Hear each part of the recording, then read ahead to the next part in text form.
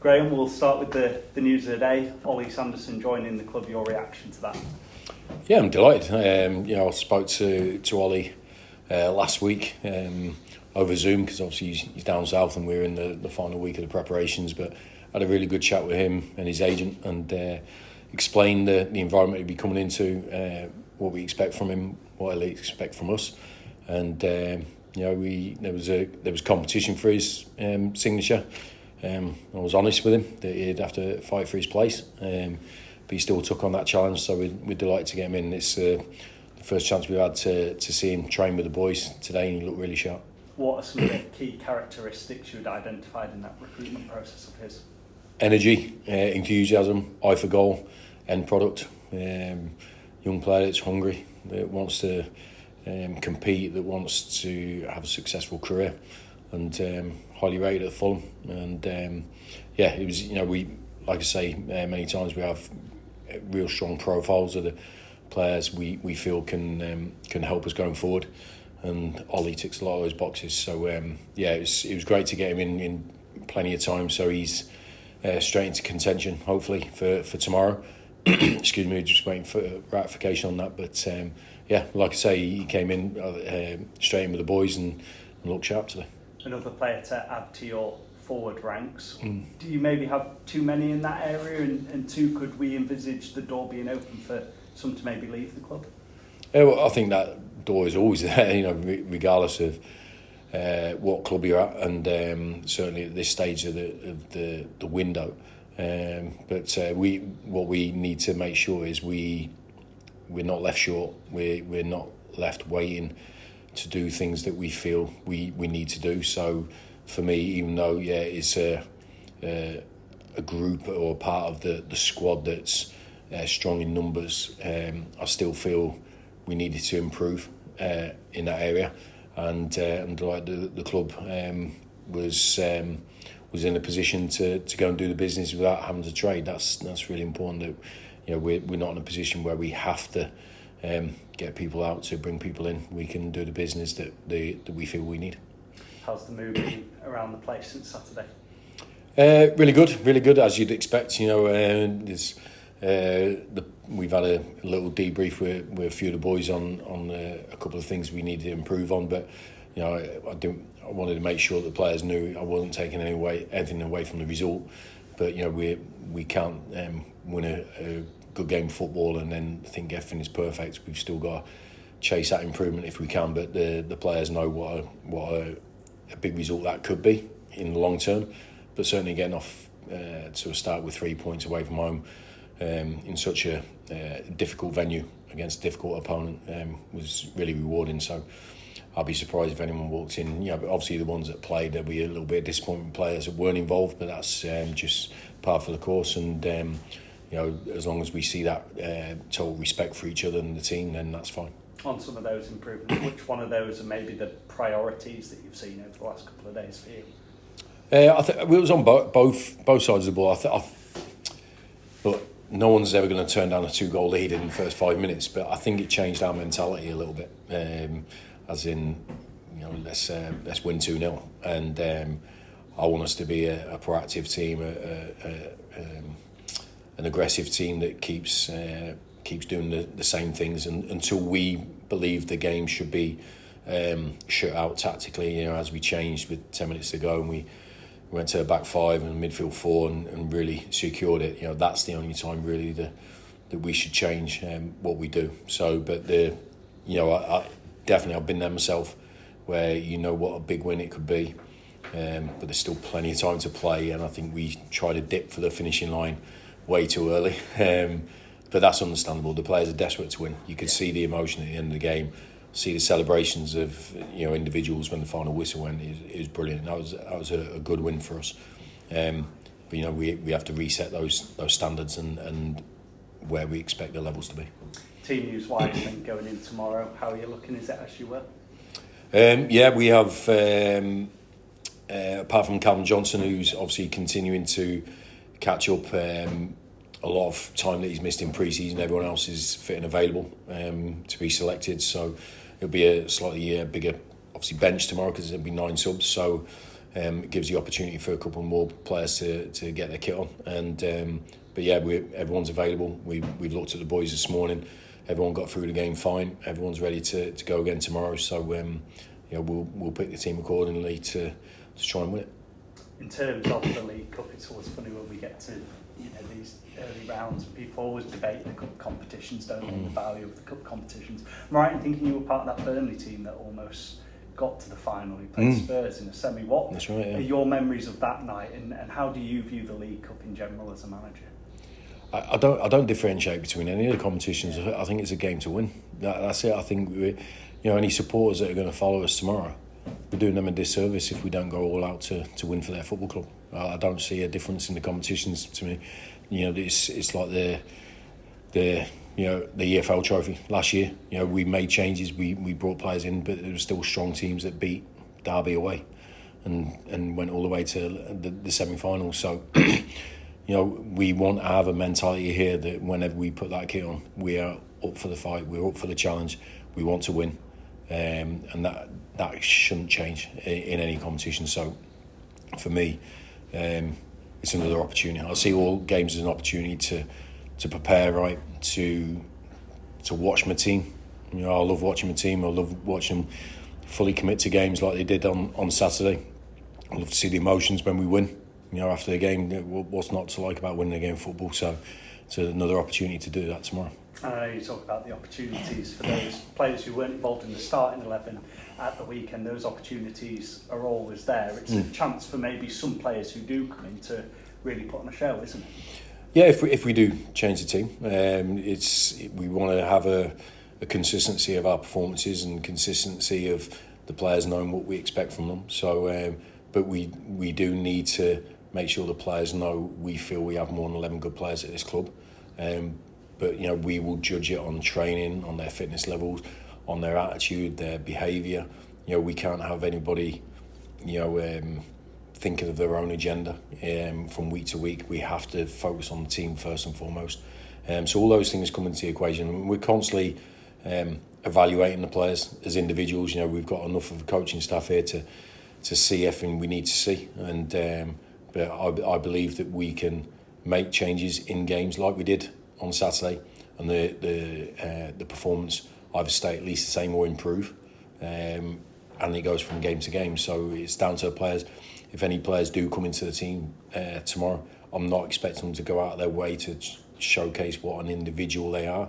What they need to show is a willingness to work how the team needs to work, and that sacrifice themselves for the will of the team. That's how I see it. So there's so many things go into what makes a player selectable, and but there's a lot of players that are ticking those boxes. So it's great to see. We need that competition, and hopefully the players will continue to provide that. And I guess for you, whether you're starting 11 on the bench or not in the matchday squad, it's just being part of that collective effort, isn't it? It is, but look, I understand. Listen, I was a player myself, and I had a burning desire to play every single week. So I'm not expecting people to, walk around happy as Larry, whistling. They haven't played a game of football. I'm not naive. I'm not stupid. I have empathy for those players, but there's a respect level for the player that is playing, either in front of you or coming on for you, and vice versa, because we have to have that team ethic first and foremost. But I do understand players disappointed in not playing or coming off the pitch, or things like that. I'd be forgetting my whole career as a player if I just expected 20 happy people every single week. So as long as the respect level's there, that's all I'm fussed about. Good luck for tomorrow. Thank you you. for your time. Cheers. Is there a certain amount of frustration that you've started the league and then it's a cup game straight away before you can get the momentum really going in the league? No, not really. Like I said, all games are there to try and win. I think we can have a feel-good factor regardless of the competition. I know we've, not only Saturday, but the way we finished the season, we've got a good run of consecutive league wins on the bounce. But it's like I said, I can't say any simpler. I just see every game as a chance to win. So there's no frustration at all what competition we're playing in tomorrow. I just want to see my team play and prepare them in the right way, and them do the right things and try and win a game of football against a tough opponent. We saw that at the end of the season when Grimsby was the only game we didn't win at the end of the season in that run, So we have to make sure that we understand the challenge that is there tomorrow, and make sure we go into the game as prepared as we were on Saturday, and then try and make the improvements that we need to do from Saturday. And listen, I'm not taking anything away from the result. Like I said before, fantastic. But there's things that we could do better, and I know the players are capable of better, and I want them to be the best version of themselves. And of course, it's a competition. Bradford has a history in it, and probably changed the way some of the bigger clubs thought about it when they realised there was a chance to get to Wembley, that they're going to have to take on these lower clubs. So to win the first round games is important to maybe get the bigger clubs and get money in. Yeah, look, there's loads of reasons to be motivated about winning a game of football. Me, I'll take it down to the base level of finishing the game and having that winning feeling, regardless. That's how I break it down to, because then I think you can be consistent with that. You know, I think if you change your motivation from, oh, this means more financially, this means we could play these next round, or we could do this. I think your motivation is changing for different reasons. I think for me, if you go into every game of football with that burning desire to win, you know, just go, I just love trying to win and getting that feeling. That pretty much will stay with you in every competition you play. So that's how we try to set it out. But look, the importance of finance at this level for every club is there. Everyone knows that. But you know, let's not look too far ahead. We've got a tough opponent in front of us that have the same, you know, ambitions and desires as us. So we'll give it our best shot to win tomorrow. Of course, it could go to penalties. Yes. Is that something you practice, or is it something you already have set out in your head? No, we practice. Yeah, we practice. I think in modern football now, I think you have to practice something like that quite regularly, because it's so prevalent now in football. You know, in cup competitions, and then obviously when you get to, you know, the latter stages of the league programme, as in the playoffs, if you get to that stage, you know, they can be the difference between a successful season and not. So for me, I think it's something that you have to continually practice, both as an individual and as a group. And I think the players are good at taking that on. So yeah, we're the same as everyone. It's a big part of football, and we prepare for every part of football. You know, set pieces, in and out of possession, all those sort of things. And I think penalties come into that sort of bracket, certainly in the modern game. Cheers. Good luck. Okay. Cheers. So last week we were preparing for a tough game every time you go out to play, and in a sense this is a good sort of test of that, isn't it? Because on the back of a fantastic result and a game where people will sell up and take notice with your result, you've got to follow it up now, haven't you? In a game where a lot of people will probably think, well, on the back of that you should win this. So it's keeping that momentum, and that level of it's that balance, that balance in your mindset that just because we've had one good result doesn't mean the next one just follows, or it's an easier challenge. That'd be a cardinal sin for us to make. And the one thing we're trying to create here within the squad is a consistency of mindset. So, you know, we train that way. We train at a level and ask for an intensity in training that it's always there. There's never a day where we don't expect the best from the players, you know, because we want them to set that idea in their head that they have to be the best every day and every game. And this on another level, even though, you know, look, we've just played one League Two team, we're playing another League Two team, and we are a League Two team. There's perception of games and opponents, and we can't get sucked into that. We have to make sure that we know what our game is and do our utmost to compete at that level. I don't expect us or to win every single game this season, but I do expect us to have the right mentality going into every game. Nothing's guaranteed. You can still have a great mentality and get beat, but if you don't have that and you do get beat, then it's a sore one to take, because you know you could have done better, and that's the worst feeling in the world, when you come off a pitch and you know you could have done better and you've been beat. So for me, the players will have to show, and myself and the staff, that we prepare for every game in the same way. So it starts with me, then my staff, then the players. So that's all our jobs tomorrow. I know you don't like to sort of hark back to previous results, but the fact you mentioned Grimsby before, is that something that you'll throw into the pre-match chatting with players? The fact that, you know, we came here last season, all right, there might be different teams, they might be a very different team, they've had a lot of changes, you might be a very different team, but it was a tough game and you scrapped a last minute point out of it. I won't tomorrow. I don't talk about the past that much with players, but I have done there. So I'm sure someone will pick up on those quotes from you guys. But it's not something I directly talk to the players about. I try to keep their focus on what is needed for this particular game. So, you know, it goes back to some previous answer about having different motivations for different games. Now, I don't see that. I just want us to be the best we can be. So there's no looking back at that. What we could have done differently. The game's gone. That season has gone. So, but I think there's enough experience in that change room to know what the challenge is week in, week out. I think there's enough experience of being a Bradford City player to understand what the challenge is week in, week out. And I trust my players to pass that message on amongst themselves. You know, there's parts of the preparation for games that the players will take on, and I'll need them to take on. So I'll pass that baton on.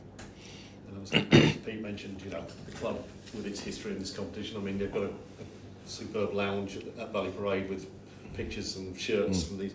I mean, I know they're sort of great things to sort of inspire everybody, but that cup run started from, you know, everything starts from small beginnings, doesn't it? So yeah. I suppose, you know, another thing is players go into cup competitions thinking, you know, you never know, do you?